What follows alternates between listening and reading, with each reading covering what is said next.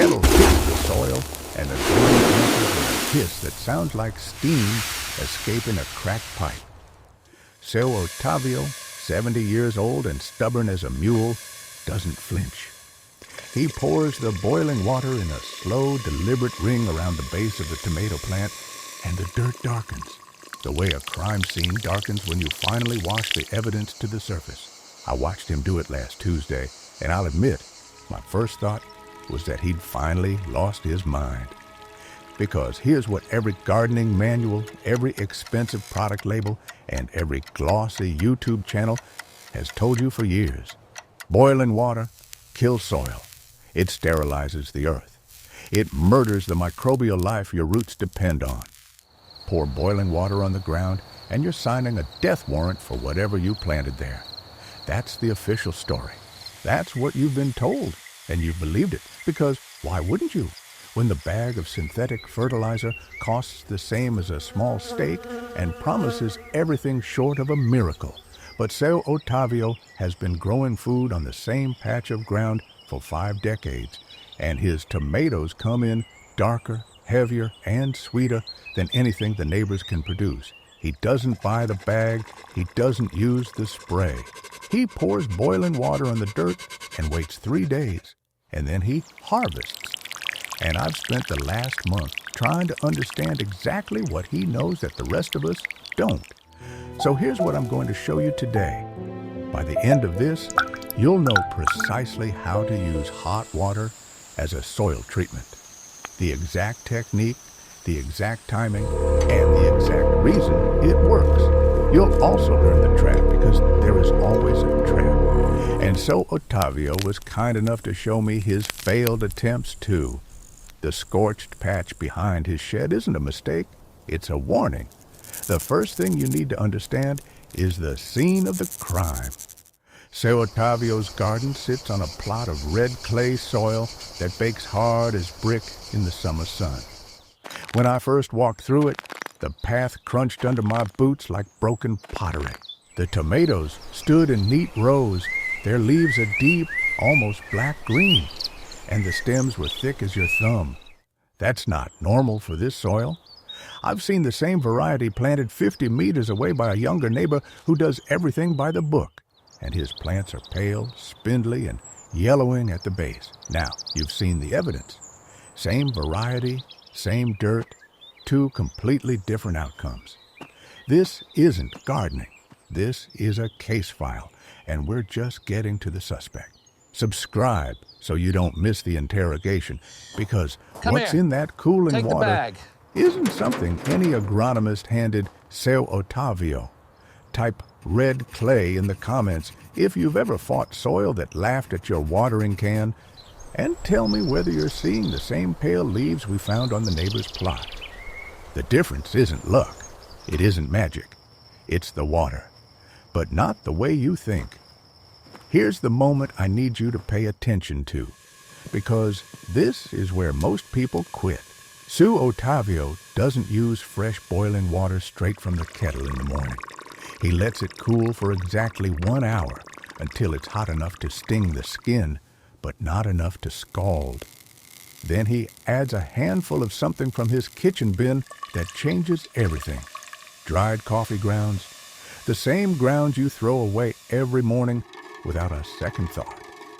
He sprinkles them into the hot water and stirs with a wooden stick, and the liquid turns the color of dark tea. Then he walks to the garden with a heavy steel can and pours the mixture in a slow circle around each plant, never touching the leaves, never flooding the stem. The ground drinks it down greedily, and within minutes, the surface dries to a cracked crust. Now, the old gardener says something I've never heard from any agronomist.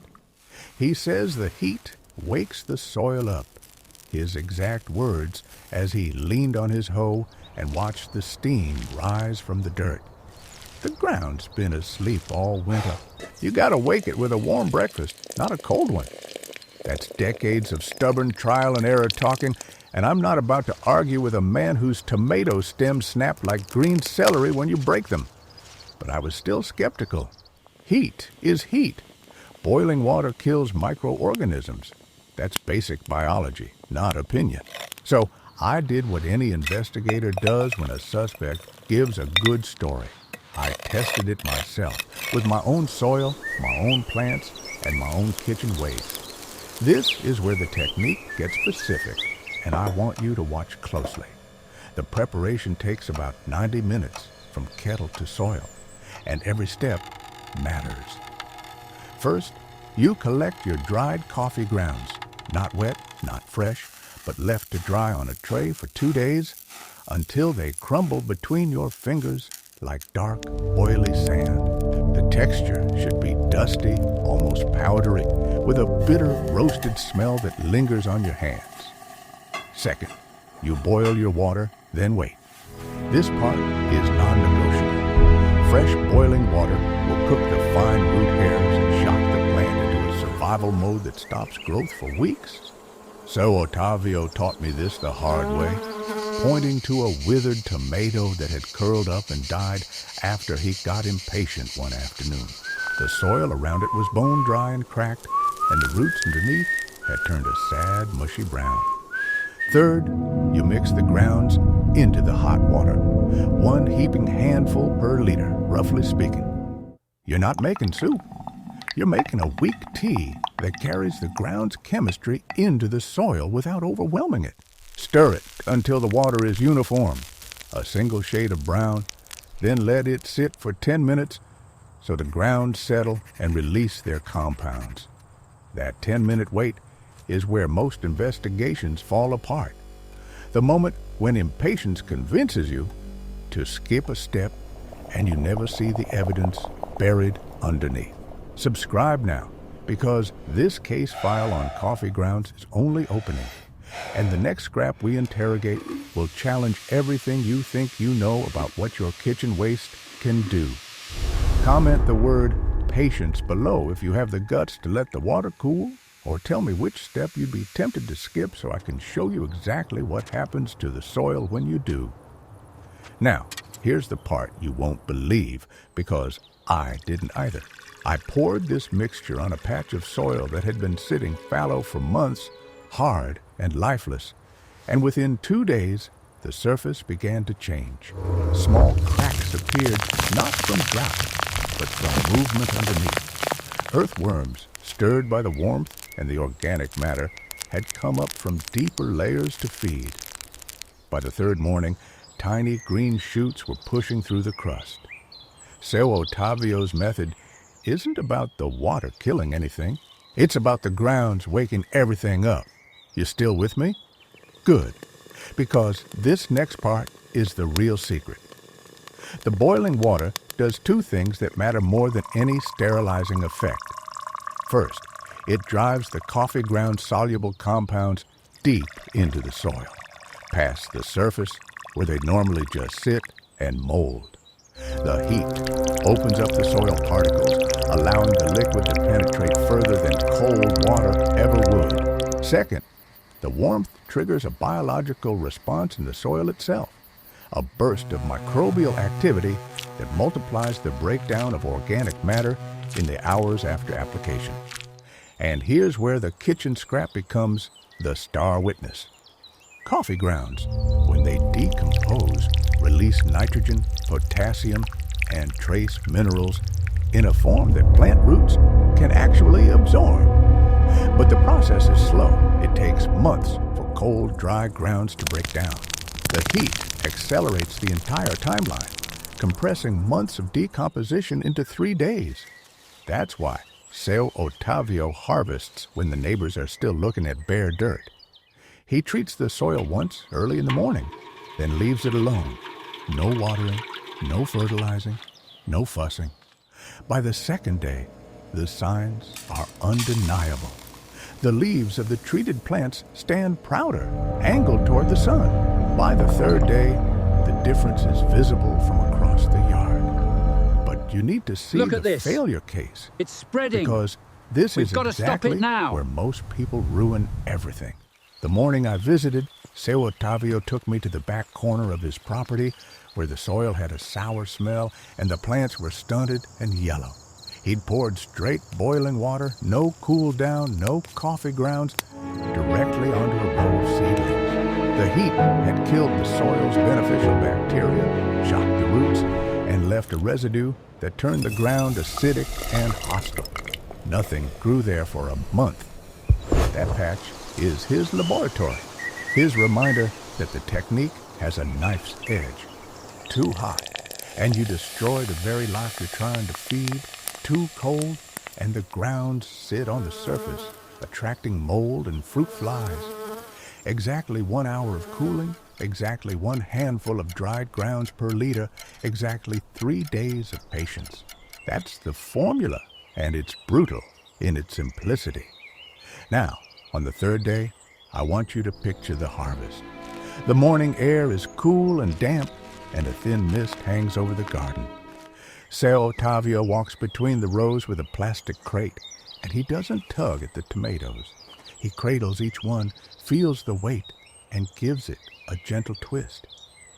The fruit comes off with a soft snap, still warm from the night's residual heat, and the skin is so taut it looks like it might burst. He holds one up to the light, and the flesh glows a deep, translucent red. The stem stands stiff, almost rigid, and when he bends a leaf between his fingers, it resists instead of folding. The soil at the base of each plant is dark and crumbly, rich with the earthy smell of humus. And when he digs a finger in, the ground gives way easily, alive with small insects and thin white roots reaching deep.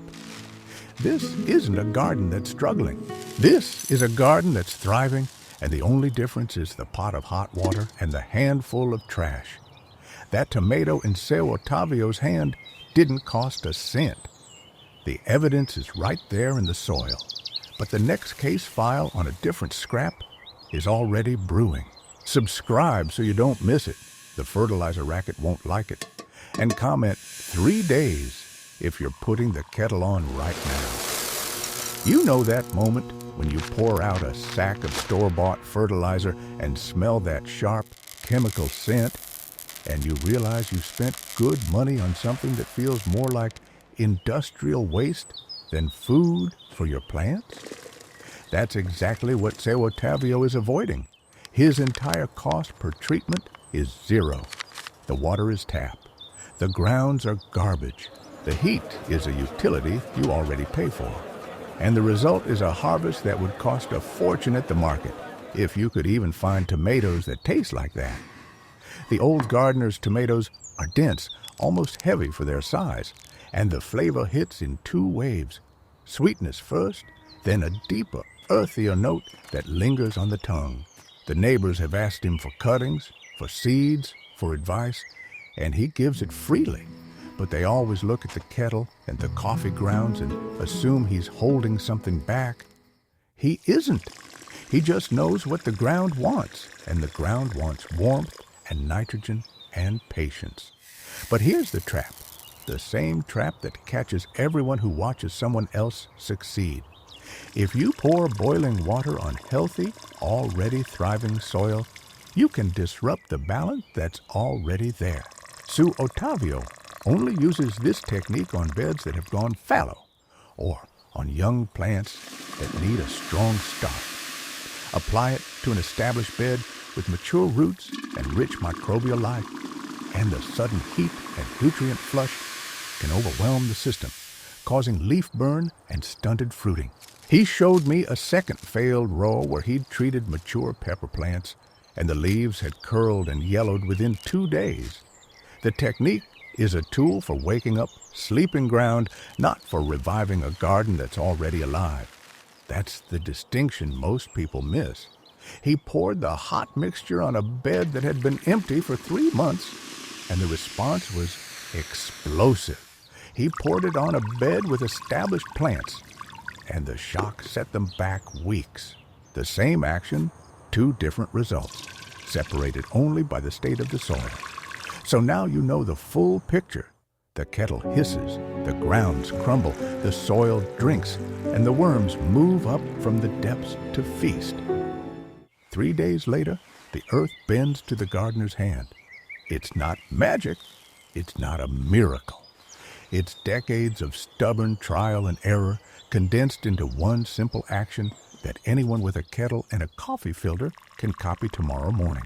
And the best part is, the evidence is sitting in your kitchen trash right now, waiting for its day in court